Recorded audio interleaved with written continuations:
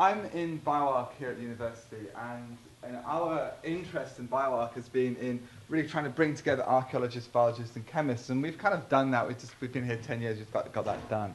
And what we really haven't done, I think, is worked enough with the environment department. In fact, what we're hoping to do in the next few years is actually to co-locate with the environment department to actually can begin to start looking at what potential opportunities there are. And I think the opportunities are very large indeed. This is history in 25 seconds. This is basically an example of the use of big data. This guy called Gareth Lloyd, he produced a thing called History of the World in 100 Seconds, which is simply taking all the data from Wikipedia and georeferencing it and then plotting it against time and then banging it onto a map. I've reversed this movie so we can just watch the loss of information over time and just see, as you go further and further back in time, less and less sites are reporting less and less historical information. So history's great, there's vast amounts of information, and as you go back, this is about 2,000 years, history begins to fade away. There's fewer and fewer written records appearing. So once you've gone back beyond history, where can you go? And, well, you have to turn to archaeology. And the thing about archaeology is, and what we've been trying to do here at York at bioarch, is really to try to bring together some amazing new technologies that are developing, really as a consequence of biomedicine. And I think it's the most exciting period of my research. I think it's the most exciting period of research in bioarch at York. And why is that? Well, it's because we now have a time machine. And that time machine has only really arisen in the last 3 years or so.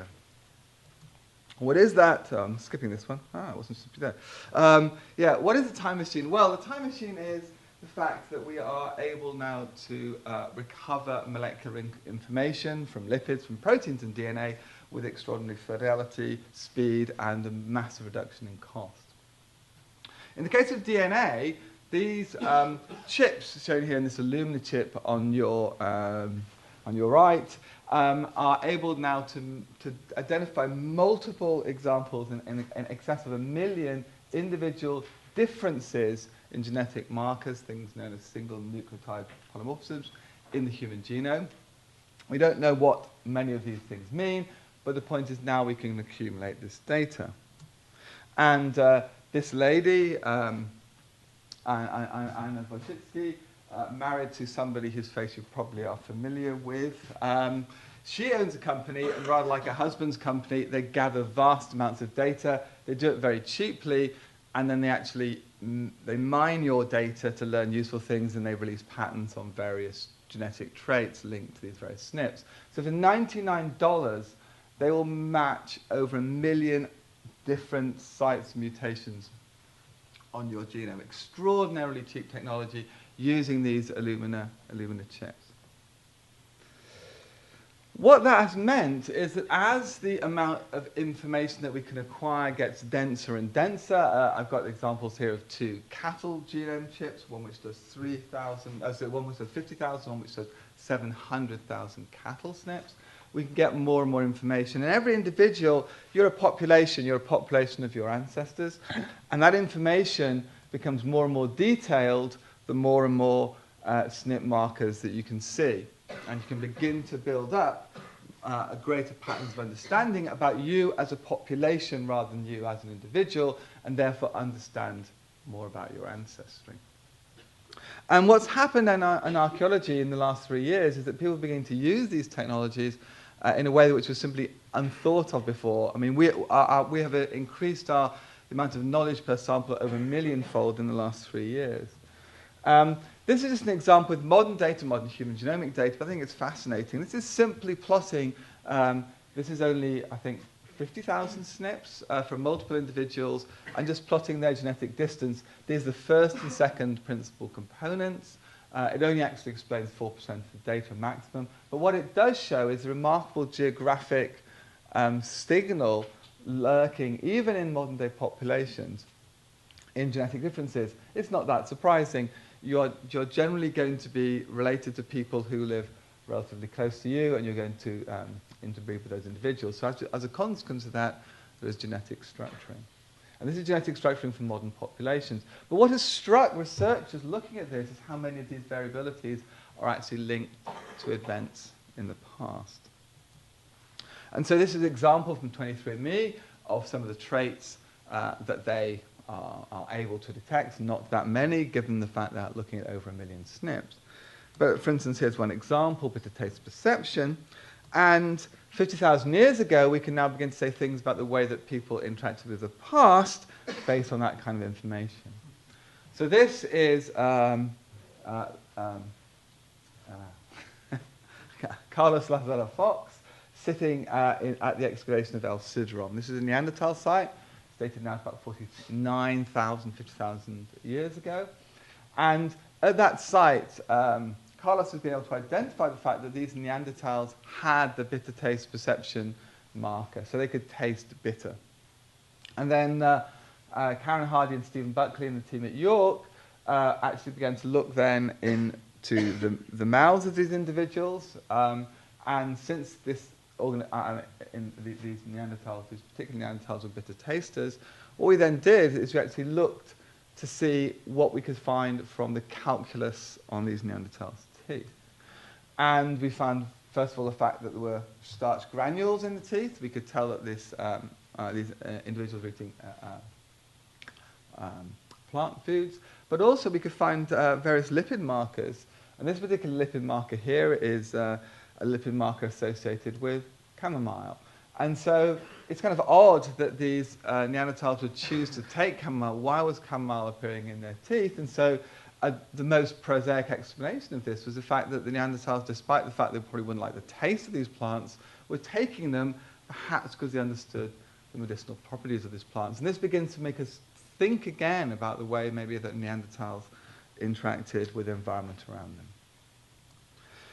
Coming forward in time, obviously one of the big changes that happens in the beginning of the Holocene is the fact that we have climate stability, and that climate stability then seems to be tied into huge developments in the way that we interact with the past.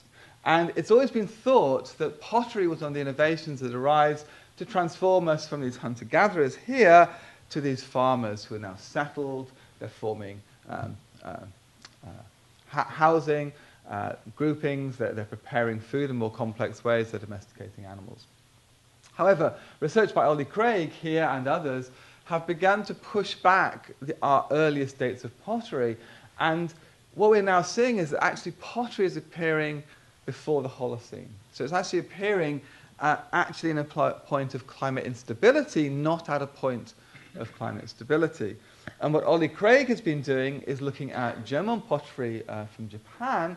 And now what they're able to do is extract organic molecules, in this case lipids, from these pots. And what they can show is that these pots are actually now being used for storing food resources actually in times which are linked to climate challenge. So as we've gone from warm period back into a cooler period, and during this cooler period, it appears that pots are being produced and they're being used to store fish and both freshwater and marine resources. So we're beginning to change our ideas about the way that people are actually exploiting the past by being able to actually access, in this case, dirty foodstuff on pottery. As we move forward in time, we can again look for other markers in the genetic record. And one really strange one is lactose intolerance. Lactose intolerance is something which most of us in Western Europe have. If we look at the arrival of farmers into Europe, what we see is that it's really a Holocene process. So it's appearing at a time now when we've already got evidence of pottery in certain parts of the world, but in Europe we haven't. So I mean, our European-centric view of the world has led us to this idea that pottery is associated with farming. Within Europe itself, there is some pottery not associated with farming. This kind of pottery, linear band ceramic, is associated with the first farmers. And this date, these radiocarbon dates here, show you this advance of farmers across Europe, and they go up through the Danubian Basin, and they go along the coastline of the Mediterranean. We have actually projects looking at both those routes for advance. But what's interesting is you then look at the arrival of farmers and you look at the distribution of the ability to drink raw milk, you can now start to do some quite interesting things. And so a project we had here, and this work was actually done by Mark Thomas at UCL, was actually looking at those radiocarbon dates, which are the black spots. These are the time of arrival of farmers into different parts of Europe. And what he's done here is used a model, but what he actually did was run hundreds of thousands of models, which modeled the movement of farmers, the movement of hunter-gatherers, the interacting and breeding of those two groups. And with that, he modeled the appearance of the mutation which allowed us, in farmers, to drink raw milk. Having run many, many models such as this, what he was then able to do was compare all the various models, both in terms of the time of the arrival of farmers at these radiocarbon dated sites, but also the distribution, ultimately, of lactase persistence, which is the mutation that he was following. And so he can compare the distributions, and once he'd done that, what he was able to do was identify the most probable origin of lactase persistence. And the surprise here is, given this gene is under such strong this gene is so widespread today, is how recently it appears to have emerged. So it emerges somewhere in this region in mid-central Europe, and his estimate is about 7,000 years ago. Now that date actually corresponds extraordinarily well with what Ollie Craig has done on the evidence of the first cow milk lipids appearing on pottery. Richard Evershed had actually pushed back the first milk lipids on pottery even further into Anatolia. But in fact, it appears to be the arrival of cattle and cattle milk which seems to be the driving force. And what then Joachim Berg has been able to do is actually go back and look at these early farmers and identify the fact that the very first farmers don't have this mutation, but very, very rapidly the mutation emerges in the skeletons, so much so, as I say, that today 95% of the people in the UK carry this mutation. So that's kind of nice. We can start tackling individual questions, looking at individual genetic change. But you can ask us a question, well, why? Why does it make sense to have that particular mutation? That mutation is about at 8% selection over 300 generations. That's a very, very high level of selection. If you just prepare yogurt, if you make cheese, you can still consume milk. You just can't consume the milk sugar. So why the strong level of selection? And at the moment, the answer is we simply don't have an explanation. It may be actually related more to culture than it is to biology, but we simply don't understand it. But when you begin to think about this, what we've done is we started to eat different, and as we start to eat different, it starts to change local microbial ecologies. And so if you actually start to think about this, as we change our diet, we're going to be changing aspects of our oral microbiome or our gut microbiome too. And so an interesting paper recently published proposes that actually Streptococcus, which is the organism which forms caries in our mouths, actually got the GFT gene suite, 3 proteins, which allowed it to digest carbohydrates more effectively from bacteria associated with fermentation. So it was the arrival perhaps of the use of fermented products in our mouths that then actually allowed us to acquire the unfortunate ability for Streptococcus mutans to actually begin to rather rapidly digest carbohydrates, releasing sugars, which then cause caries. Now that's an interesting idea. It's based upon modern data. But what's really exciting now is the fact that we can begin to actually go back and actually and examine some of these questions. So this is very new work. It's just been submitted, and it's part of various projects we're doing in the department, actually linked to carbohydrate consumption and issues such as the rapid rise of sugar in the last 2 centuries, but also earlier back in time, the change really from a more mixed diet to a more carbohydrate-based diet, which is tied into early farming. And we can do this by actually looking at the tooth calculus and identifying starch granules present in the teeth. But more excitingly, we actually can begin to now pull the DNA out of the tooth calculus. And what this is showing here in this figure, this is medieval nuns' calculus. And what you've got is the top part is the calculus in red, the bottom part is the root of the tooth in blue. And if you look at the data, the blue points are actually falling in an area of this graph which is actually linked to the soil microbiome. So this is basically, so the root is picking up the bacteria living in the soil, presumably arriving in the tooth once the individual has died.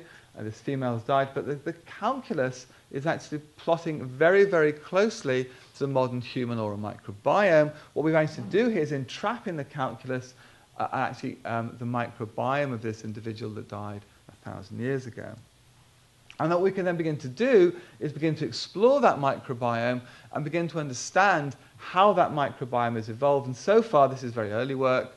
We've managed to, with the help of people in the biology department here, sequence 3 genomes to sort of above 4-fold coverage.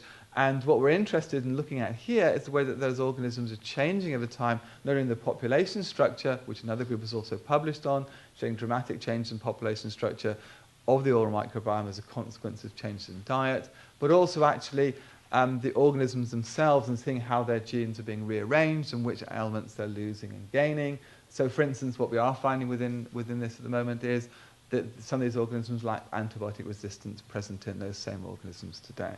But it's really exciting, the fact that we actually can begin to look at these questions of the microbiome. And then I think one of the most intriguing areas is it's a way in which we can now begin also to get very high resolution data using a technique such as dendrochronology. And dendrochronology has been used, probably is the best example of the way in which archaeological information is being used to link to environmental change. Because those tree rings are these unique records, annual records of climate variability, and we can look at impacts on plant growth. So one of the things that we've been doing is looking at a slightly different system. Oh, so this is Mike McCormack from Harvard, a historian, and when I use this slide to convince my BA history students they should be doing science, because if Mike McCormack's starting to get interested in long-term climate variability, so should they. And so what we've been doing is working with the Borthwick Archive here at York. And the Borthwick Archive is an amazing storehouse of ecclesiastical records. These are records of church business, mainly church legal business, which stretch from 1220 to 1950.